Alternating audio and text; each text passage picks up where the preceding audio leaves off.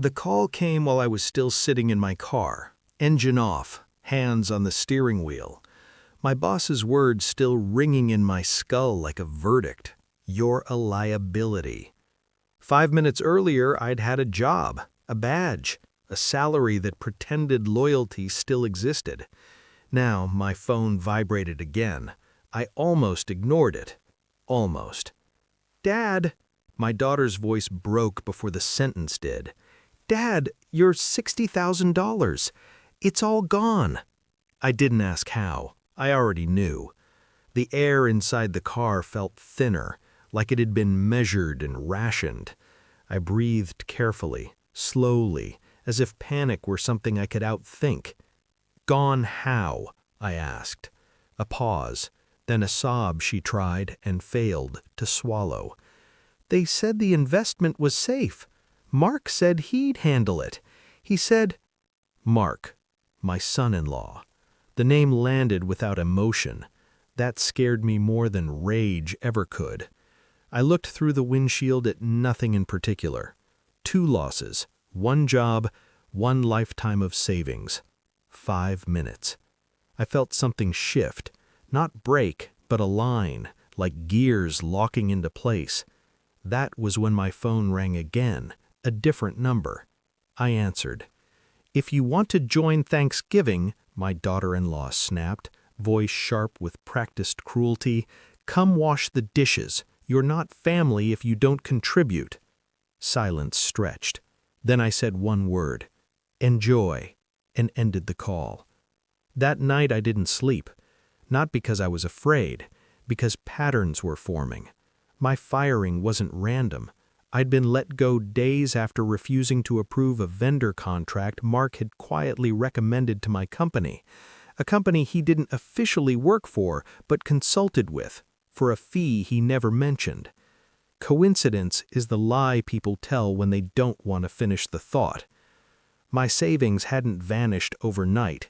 They'd been drained slowly, structured withdrawals, clean, surgical.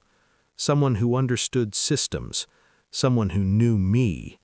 I replayed conversations in my head, the way Mark always insisted on helping, the way my daughter avoided eye contact when money came up, the way my daughter-in-law spoke to me like I was already beneath her.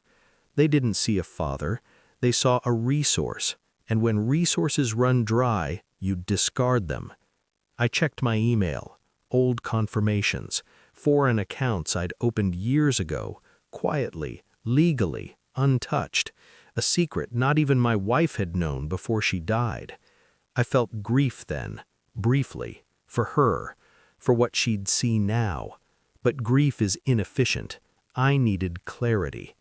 I moved slowly, no confrontations, no accusations. I asked questions that sounded harmless. I listened more than I spoke. Phone records told stories people forget to delete. Late-night calls, offshore numbers, encrypted apps installed and removed. I hired a forensic accountant, not with my name, but with a shell company I'd built years ago when paranoia still felt theoretical. Mark's trail glowed like a neon confession.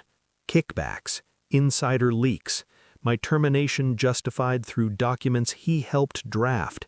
Even my daughter's tears had a script. She'd signed forms she claimed not to understand. That hurt more than the theft. I smiled at family dinners, nodded when they spoke down to me, let them believe I was shrinking. Inside, everything was expanding.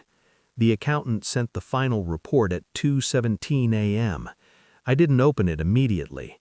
Some truths deserve anticipation. I met Mark alone, neutral place, quiet cafe, glass walls, nowhere to hide emotion. I slid a folder across the table. He opened it. His hands started shaking before he reached page 3. I watched, calm, detached, as if observing a stranger drown. "You don't understand," he said finally, his voice cracked. "We were going to put it back." I tilted my head. "When?" I asked. Silence. That was the answer. I stood. "Enjoy Thanksgiving," I said, and walked out. The photos went live 2 days later. A villa in Switzerland, snow-dusted terraces, glass walls overlooking still water. No captions, no explanations, just existence. My phone rang, once, then again, then non-stop. 71 missed calls. My daughter, my son-in-law, my daughter-in-law. Voicemails piled up, pleading, bargaining, furious. I didn't listen. I forwarded the evidence to regulators, to my former employer's board, to the bank. Accounts froze, investigations opened, careers collapsed quietly. That's the thing about revenge done correctly. It doesn't shout. I spent Thanksgiving alone. The villa was quiet, warm, honest. I poured a drink and watched the snow fall like it had nowhere else to be. No anger left, no satisfaction either, just balance. They mistook my silence for weakness, my humility for absence of power. I didn't lose everything that day. I shed what no longer deserved me.